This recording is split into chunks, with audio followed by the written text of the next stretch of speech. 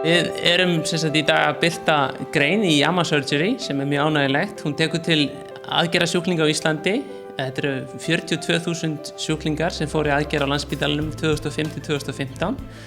og það er vel þekkt að í heiminum geisar núna faraldur morfínskyldra verkjalyfja og margir sem að skoða hver eru afdrif sjúklinga sem taka slík lyf. Við höfum áhuga á að skoða sérstaklega undirhóp þeirra sjúklinga sem taka bæði morfínskyldu verkjalyf og kvíðastýrandi lyf af flokki benzodiazepína og við höfum aðgengilegar hér á Íslandi upplýsingar lyfjanotkun sjúklinga áður en þeir fara til aðgerðar og lyfjagagnagrunni landlæknis og við könnum þá sérstaklega hvernig þessum hópi sem tekur lyf úr báðum lyfjaflokknum farnast miðað við viðmiðunar einstaklinga sem fara í sambærilegar aðgerðir.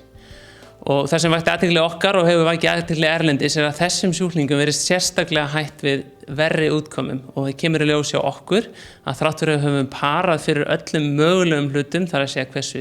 gamlir eru sjúklingarnir, í hvaða aðgerðir eru að fara, hverjir undirliggjandi sjúkdómar eru, þá virðast þeir samt verið í aukinum líkum á því að fá að deyja innan 30 daga frá aðgerð en jafnframt eru þeirra langtíma lífslíkur skertar með þessa viðmiðunar einstaklinga sem eru jafnveikir, jafngamlir og eru að fara í sambærilegar aðgerðir. Þannig að það bendir til þess að við höfum náttúrulega hér bara sýnt fram á fylgni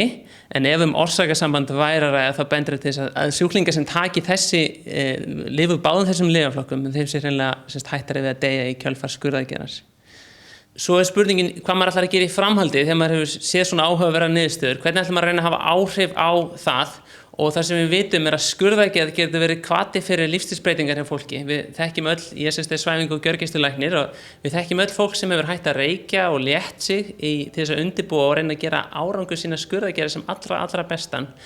Og lyfjabreytingar getur mögulega verið önnur leið til þess að bæta horfur eftir skurðaðgerð. Og þá horfum við sérstaklega til þess að við erum með mjög áhugavert verkefni í gangi í samstarfi Landspítalans og Heilsugæslu höfuðborgarsvæðisins og þá erum við að miða á sjúklinga sem eru að bíða eftir liðskipta aðgerð á Landspítalanum og í staðinn fyrir svona hið gamla líkan þar sem við hittum fólk viku fyrir aðgerð og förum yfir lyf og heilsufar og annað slíkt og getum á flýti gert, þá erum við núna að hitta þessa sjúklinga nokkrum mánuðum fyrir valaðgerð og fara yfir þeirra heilsufar og akkurat núna erum við að einbeita okkur að þáttum eins og ofþyngd, reykingum og sykursýki en ég vonast þess að í næsta fasa þessa verkefnis þá getum við bætt lyfjatengdum þáttum við þar sem fari vel yfir lyfjalista fólks og í samstarfi við þeirra heimilislækni og heilsugæslu fundið leiðir til þess að gera lyfjabreytingar sem getur mögulega bætt árangur aðgerðarinnar fyrir sjúklingana. Hver einasta einstaklingur sem fer í aðgerð hjá okkur, hann vill náttúrulega fá sem allra bestan árangur á sinni skurðaðgerð og þá er mikilvægt og kannski hefur aðeins verið